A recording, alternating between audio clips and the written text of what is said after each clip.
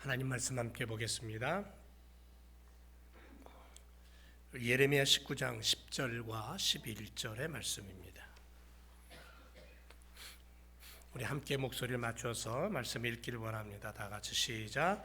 너는 함께 가는 자의 목전에서 그 오지병을 깨뜨리고 그들에게 이르기를 만군의 여호와께서 이같이 말씀하시되 사람이 토기장의 그릇을 한 번 깨뜨리면 다시 완전하게 할 수 없나니 이와 같이 내가 이 백성과 이 성을 파하리니 그들을 매장할 자리가 없도록 도벳에 장사하리라. 아멘. 잘 지내셨습니까? 네. 날씨가 막 기온이 오르락내리락 이상해서 건강한 것 같으면서도 목이 아프고 또 기침도 나고 감기가 다 나은 것 같은데 또 떨어지지 않고 이런 계절을 보내고 있습니다. 그래도 머지않아 봄은 오겠죠? 따뜻한 봄이 오고 또 우리가 기지개를 필 것 같습니다. 굳어지지 말자입니다. 한번 따라할까요? 굳어지지 말자. 네. 좀 몸 굽지 마세요. 춥습니까? 안 춥죠? 예, 좀 편안한 마음으로. 지난주 화요일쯤인가요? 냉장고에 넣어두었던 베이글 얼마나 맛있습니까?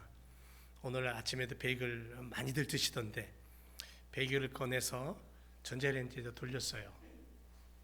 그리고는 커피 한 잔을 내려서 사무실에 앉아서 그것을 먹으려고 하는데 이게 웬일입니까? 베이글 조금 한쪽 부분이 좀 몰랑한 것 같은데 나머지는 전부 다 어때요? 딱딱해요.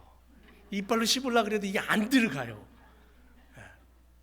얼마나 딱딱한지 결국은 한쪽 먹다간 버려버렸습니다. 얼마나 아까운지 모르겠습니다. 우리가 이 땅을 살아가면서 우리의 영적으로나 육적으로 신앙적인 삶의 부분에 있어서 죄와 불의로 인해서 이 돌처럼 딱딱하게 굳어진다면 결국은 어떻게 되냐면 쓰임받지 못하고 굳어져서 버림받게 된다는 거죠. 그걸 이제 깨닫게 된 거예요. 2024년을 시작하면서 지난주 구종도 보내고 달력 한 장 또 찢어서 넘기고 2월 더군다나 오늘 셋째 주 다음 주 지나고 나면 또 달력 한 장 찢어버려야 되고 세월 참 빨리 갑니다. 그러면서 그 시간 안에 우리는 지난 수요일부터 사순절이라는 그러한 절기를 시작을 했어요. 고난과 주님의 구원이 펼쳐지는 이 사순절의 시간을 우리가 지금 보내고 있습니다. 이런 말이 있어요. 시간은 나이만큼 빨리 간다. 70 되신 분은 하루가 70마일로 간다 그러잖아요. 네. 그러니까 이렇게 빨리 가는 이러한 시간 속에 믿음의 사람들이 어떻게 살아야 될까? 더군다나 세상 흐름을 보면 너무 복잡하고 어떤 때는 막 화가 날 정도로 불의한 일들이 많이 일어나고 이런 모습들을 우리는 보면서 우리가 주님 앞에서 온전한 그러한 모습으로 단단한 신앙을 가지고 올 한 해를 보내야 되겠다. 큰 믿음의 사람으로 영적 성장을 이루어서 주님과 함께 은혜의 삶, 축복의 삶을 누려야 되겠다라는 그러한 다짐을 우리가 이 시간 다시 한번 했으면 좋겠습니다. 그래서 오늘 이 믿음의 삶을 위해서 절대로 굳어지지 말자라는 것에 대해서 함께 은혜를 누리길 원하는데요. 완전히 굳어버린 상태는 아무짝에도 쓸모없다고 주님 말씀하셔요. 그게 주님의 마음이에요. 물론 전능하신 하나님, 능력 많으시고 무소부재하신 하나님, 능치 못하실 일 없는 하나님임을 우리는 믿습니다. 그렇죠? 그래서 여러분 세상 속에서 완전히 굳어버린 인생도 하나님이 원하시면 다시 고쳐서 쓰실 수 있는 분이 우리 하나님이셔요. 그런데 그럼에도 불구하고 그 예외적인 특별한 경우의 수에 매달려서 우리 하나님은 그래. 우리 하나님은 그런 능력의 분이야. 하실 수 있어. 그래. 그런 생각으로 안일하게 내 삶을 만들어 간다면 과연 내 삶은 어떻게 될까요? 절대로 안 된다는 거죠. 그거는 미련한 거예요. 감나무 밑에 누워가지고 감이 떨어지기를 입을 벌리고 누워있는 모습과 똑같은 거예요. 그건 정말 미련한 모습입니다. 오늘 말씀은 우리들에게 그런 것들에 대한 경고를 해주고 있는 말씀이에요. 자, 눈물의 선지자로 알려진 예레미야는 하나님의 선택된 유다 백성을 향하여 고통스러운 메시지를 선포하고 있습니다. 하나님 그렇게 선포하라 그러니까. 토기장의 비유에 이어서 18장에 보면 토기장의 비유를 하셔요. 그리고 19장에 들어서서는 하나님의 말씀의 경고의 메시지를 하는데 그게 뭐냐면 오지병을 깨뜨리라는 거예요.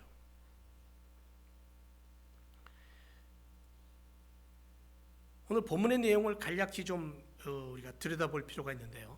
1절에서 9절에 보면 예레미야가 백성의 대표인 장로와 제사장들을 데리고 대동하고는 토기장의 집에 가서 오지병을 사고 자식을 인신제사로 바치던 그 극악무도한 우상숭배가 행해지던 그 흰놈의 골짜기로 장소를 옮겨 유다 백성들의 그 우상숭배에 대한 자녀를 양식으로 삼을 정도로 그렇게 막 끔찍한 재앙을 그들이 겪게 될 것이다라는 것을 예언하라고 말씀하시고요.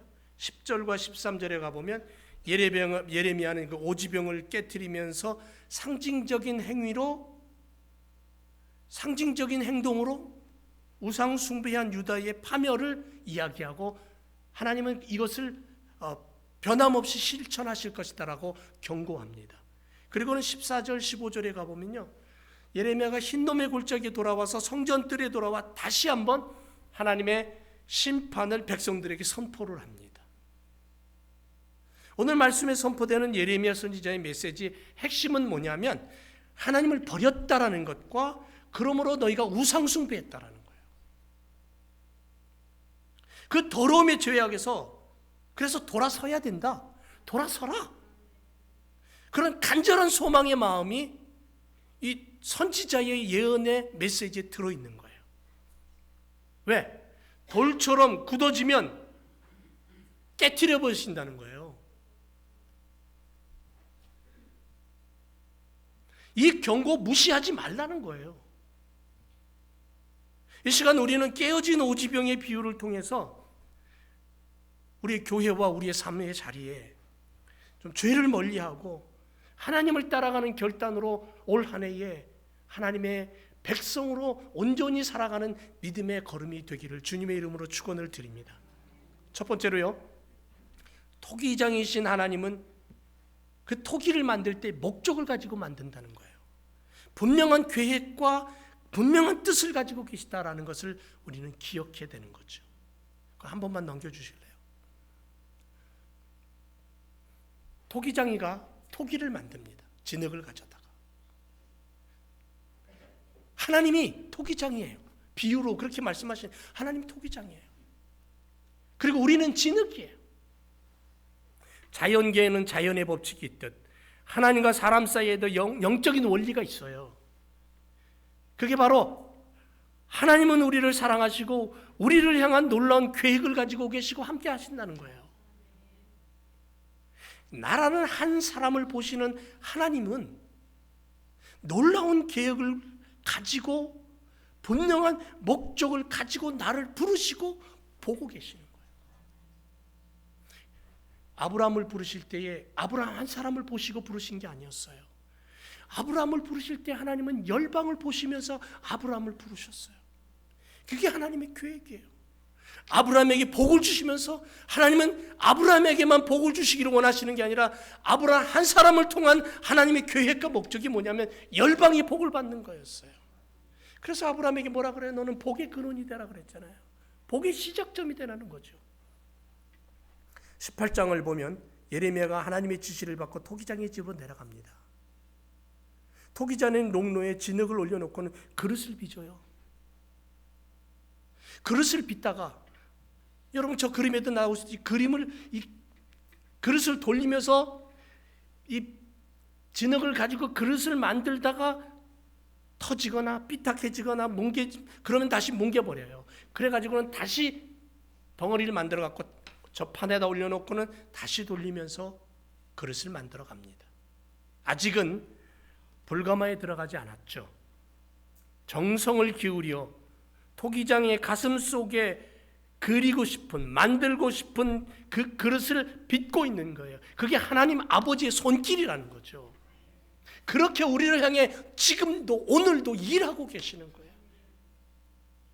그래서 나는 죽는 그 순간까지 어쩌면 나는 하나님 손에 의해서 빚어지는 존재라는 거죠.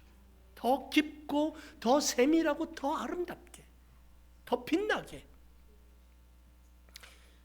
그런데 약 한 1200도가 넘는 그 높은 온도의 가마 속에 들어가서 구워지고 나면 더 이상은 만들 수가 없어요. 단단하게 굳어버렸기 때문에. 그런데 토기장이가 원하던 목적에서 벗어나면, 토기장이가 만들고 싶었던 그 마음속에 있는 그릇의 상태에서 벗어나 버린다면, 흠이 생기고 금이 가고 삐뚤어진다면, 그 다음에는 어떻게 하는 줄 아세요? 토기장이는 그 그릇을 가차없이 깨뜨려 버립니다. 그런데 그러므로 우리는 이것을 깨달아야 돼. 아직은 기회가 있다.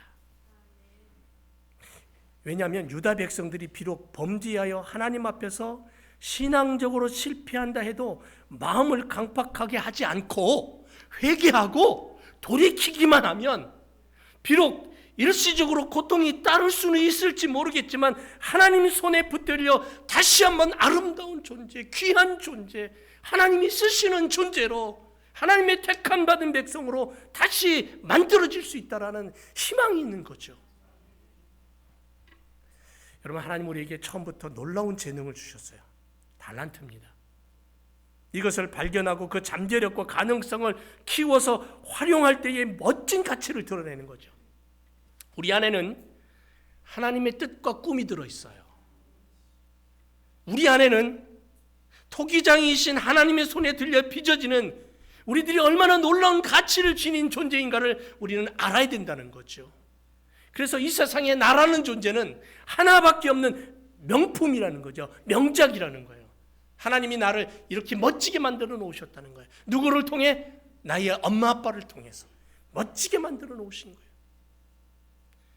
그리고는 빛을 발하는 존재로 인생을 꿈꾸며 비전을 향해서 멋진 인생을 살아가라고 분명한 목적을 가지고 우리를 그렇게 쓰시기 위해서 만드신 하나님이에요.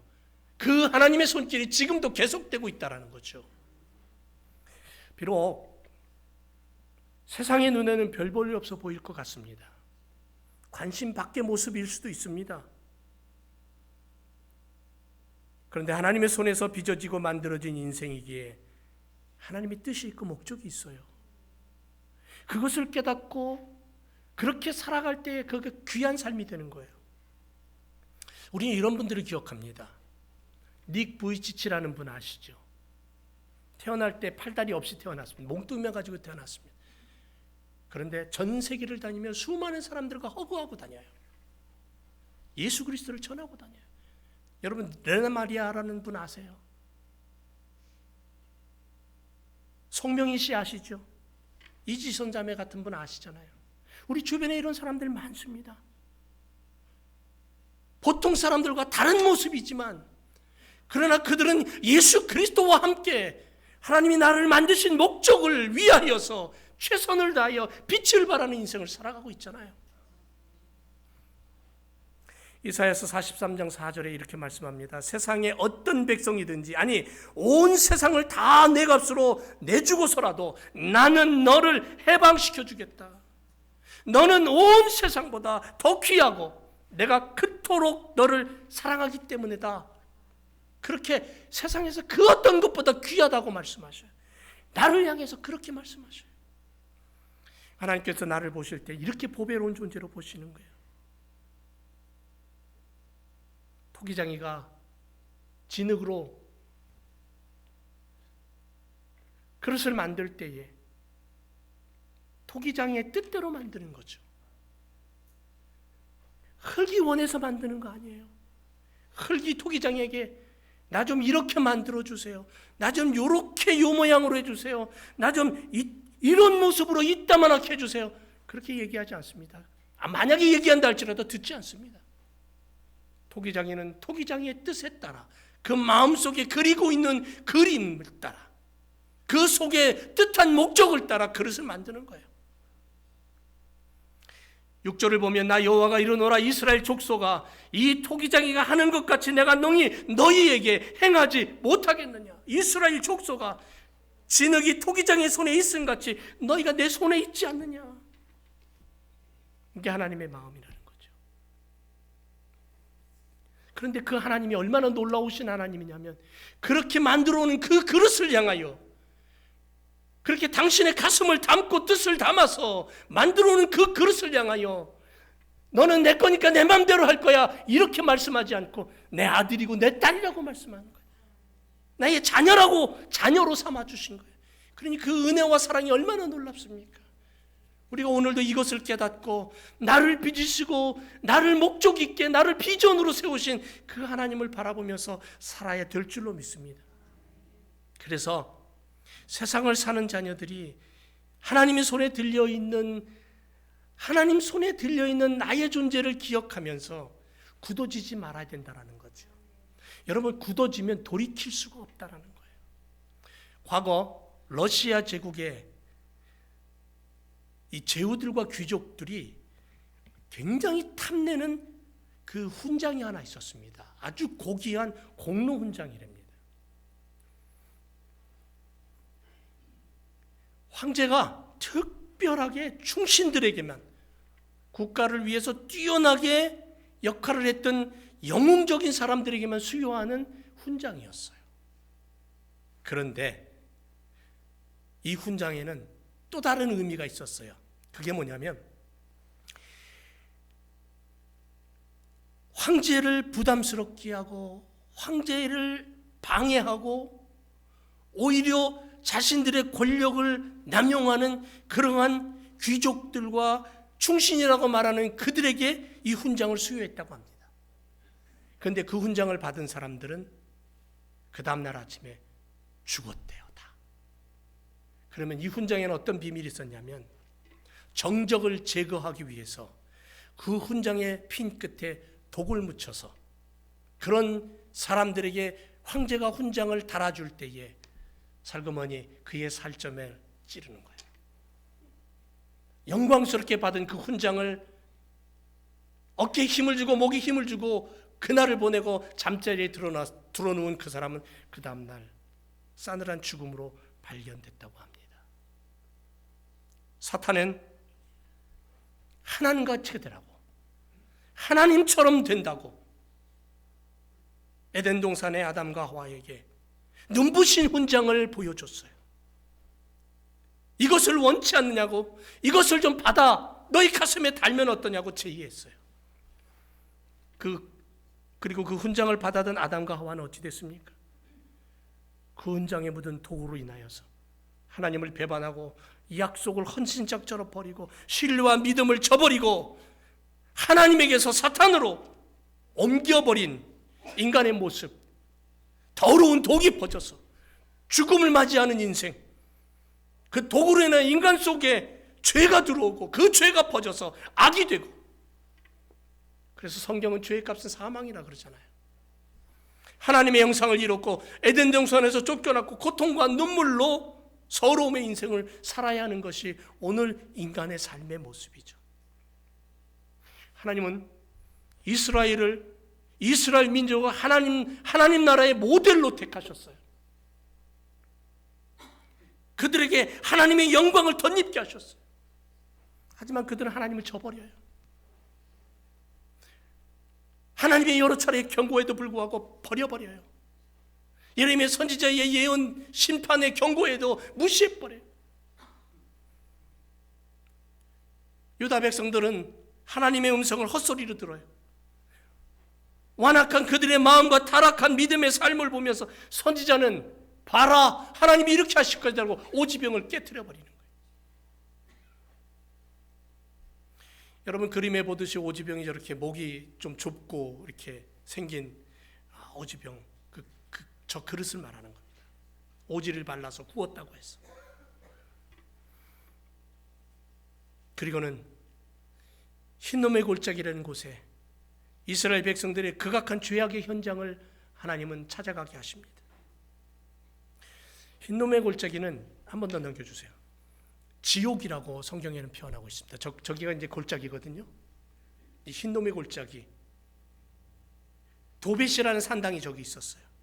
바알과 몰렉과 이방신들을 위하여 자신의 자녀들을, 살아있는 자녀들을 데려다가 불태워서 인신제사를 드리는 장소가 저곳입니다.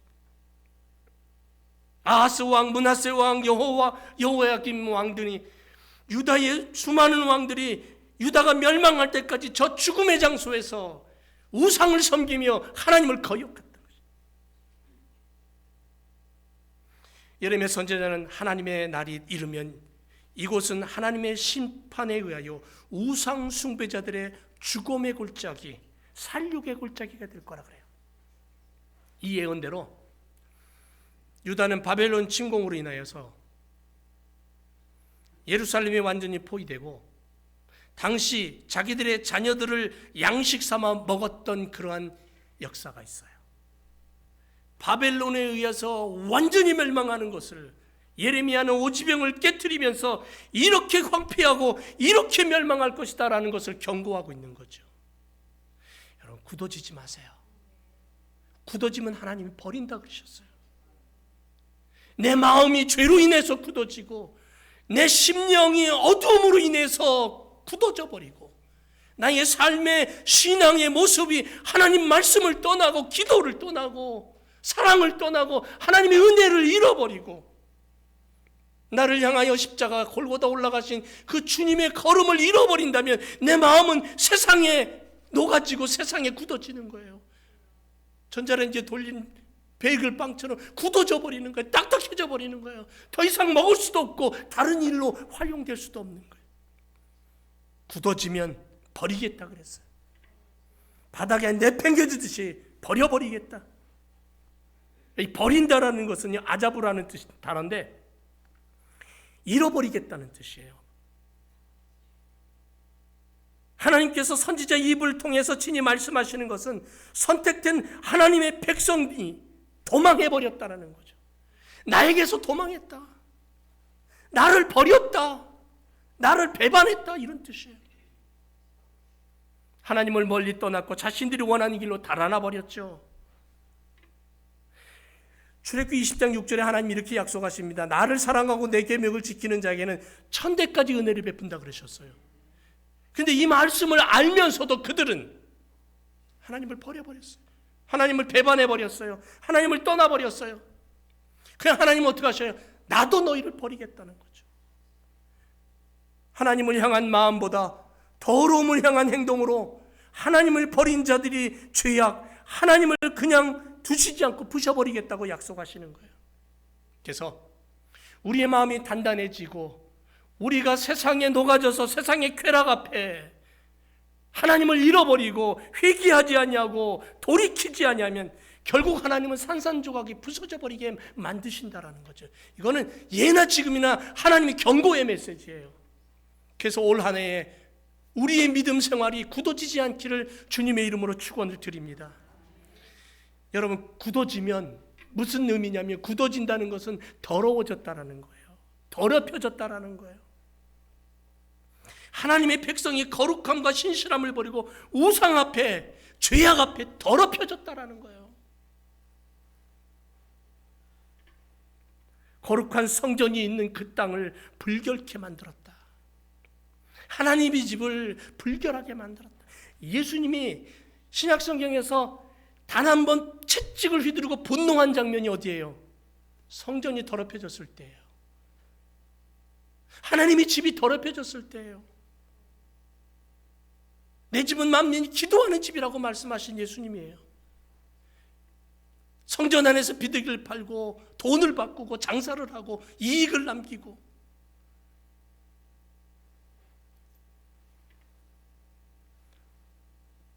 유다 백성들 안에 하나님이 죽었어요. 하나님이 다른 이방신들보다 못한 신으로 생각됐어요. 하나님에 대한 과거 조상들의 믿음의 고백, 자신들하고는 아무 상관없게 되었어요. 죽은 하나님을 믿고 의지할 이유가 없었던 거죠. 아니, 유다 백성들, 그들은 스스로 하나님을 죽이고, 그들 스스로 하나님을 죽이고 이방신을 살려냈어요. 더 나아가서 이들 유다 백성들은 예루살렘 거리에 무지한 죄의 피를 흘려요. 도덕적으로 깨끗한 자들을 죽여버리고, 법적으로 결백한 자들을 죄인 취급하고, 정치한 자들의 폭정이 날로 심해지고, 평화와 축복의 성이, 예루살렘 성이 평화와 축복의 성이잖아요. 괴로움과 저주의 성으로 변해버려요. 종교적으로 자식을 제물로 내어놓고 제물로 바치고 타락한 도시가 되어버렸어요. 인신제사로 소돔과 고모라 같은 모습이 되어버렸어요. 인도에 갔던 선교사님이 너무 놀란 일이 있었대요. 강가를 건너는데 어떤 여인이 두 아들을 데리고 있었는데, 지나갔다가 한참 있다가 다시 그 길을 되돌아왔을 때에는 한 아들이 없더래요. 그래서 물었답니다. 부인, 조금 전 두 아이를 데리고 있었는데 한 아이는 어디 있습니까? 그랬더니 그 여인이 하는 말이, 한 아이는 우리 신께 바쳤습니다. 그러더래요.